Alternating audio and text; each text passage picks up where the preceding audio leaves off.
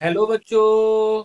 हमारा प्रश्न दिया हुआ है, किसी विलियन के प्रति 300 सेंटीमीटर क्यूब में घुली हुई 2 ग्राम प्रोटीन के विलियन का परासरण दाब 27 डिग्री सेंटीग्रेड पर पारे का 20 है। प्रोटीन का आणविक द्रव्यमान है 6239.6 ग्राम प्रति मोल, 3692.1 ग्राम प्रति मोल, 12315.5 ग्राम प्रति मोल, 7368.4 ग्राम प्रति मोल।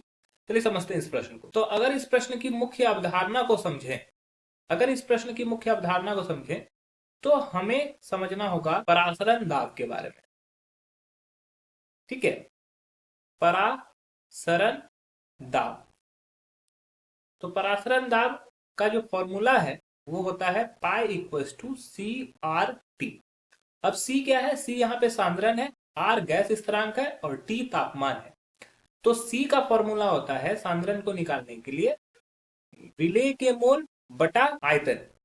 तो विलेय के मोल को एनबी से डिनोट किया जाता है, आयतन भी से, इंटू आर इंटू टी। ये पाई का वैल्यू हो गया। अब यहाँ पे प्रश्न में क्या क्या चीज दी गई है उन चीजों को हम लोग लिख लेते हैं। बोल रहे हैं किसी विलियन के प्रति 300 सेंटीमीटर क्यूब में घुली हुई, तो विलियन का आयतन दिया हुआ है। आयतन जो दिया हुआ है वो क्या दिया हुआ है? आयतन भी 300 सेंटीमीटर क्यूब। चूंकि 1 लीटर में अगर बात करें, सॉरी 1 सेंटीमीटर क्यूब में होता है 10⁻³ लीटर। तो अगर इसको लीटर में चेंज करेंगे तो ये क्या हो जाएगा?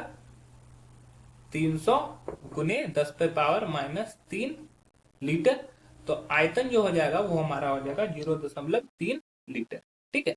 दूसरा चीज दिया हुआ है 2 ग्राम प्रोटीन, मतलब कि विलेय का द्रव्यमान WB इक्वल्स टू 2 ग्राम। परासरण दाब 27 डिग्री सेंटीग्रेड पर, मतलब कि तापमान जो T दिया हुआ है 27 डिग्री सेंटीग्रेड, इसको केल्विन में अगर चेंज करेंगे तो 273 इसमें जोड़ दिया जाता है, तो ये 300 केल्विन हो जाएगा।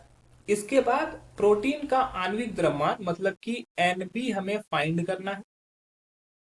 ये सभी चीजें दी गई। तो चलिए पुट करते हैं हम लोग वैल्यू इस चीज पे। ठीक है। हम लोग का जो परासरण दाब दिया हुआ है 20 दिया हुआ है। परासरण दाब मतलब कि पाई का वैल्यू जो दिया हुआ है 20 HG दिया हुआ है।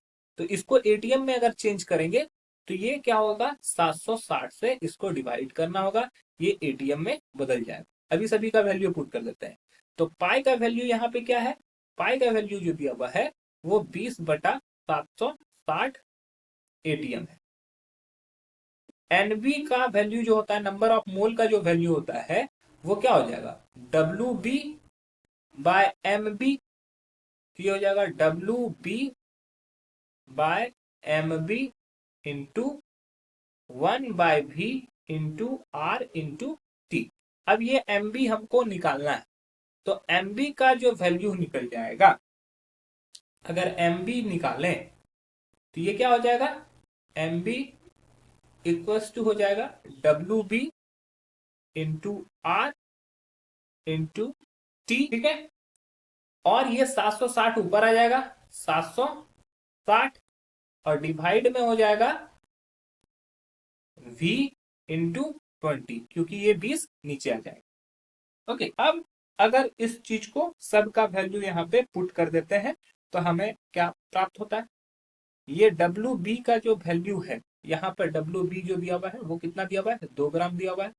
2 गुने R गैस स्थिरांक 0.0821, टेम्परेचर यहाँ पे हो गया 300 केल्विन, 760 बटा वॉल्यूम हो जाएगा हमारा 0.3 लीटर गुने 20। तो इसको जब हम लोग सॉल्व करेंगे तो MB का जो वैल्यू आ जाएगा वो हो जाएगा 6239.6 ग्राम प्रति मोल। ठीक है। तो ये हमारा जो सही उत्तर हो जाएगा वो हो जाएगा ऑप्शन ए। बाकी सभी उत्तर गलत हो जाएंगे। आशा है कि यह प्रश्न आपको समझ में आया होगा। धन्यवाद।